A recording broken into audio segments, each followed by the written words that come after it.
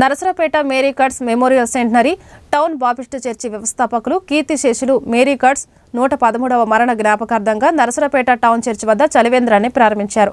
ఈ కార్యక్రమంలో సంఘ కాపరి reverend Elisha Munnangi, president Baburao, secretary Daniel, సంఘస్థులు పాల్గొన్నారు.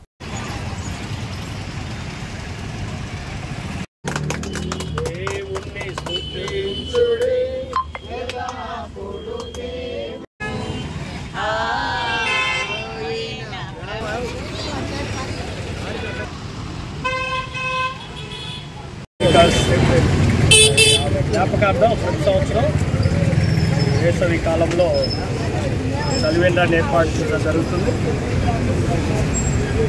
కనుక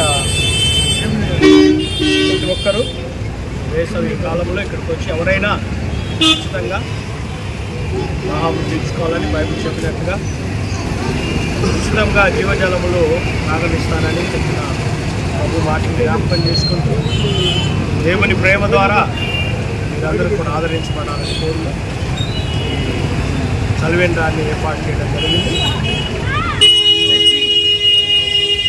Mary Cutts Memorial Baptist Centenary Town Church వ్యవస్థాపకురాలైనటువంటి మేరీ కట్స్ గారి వర్ధంతి సందర్భంగా ప్రతి సంవత్సరం కూడా ఏప్రిల్ 10వ తారీఖున ఈ యొక్క రద్దీగా ఉండే రహదారి మీద వేసవి దాహాన్ని తీర్చడం కోసం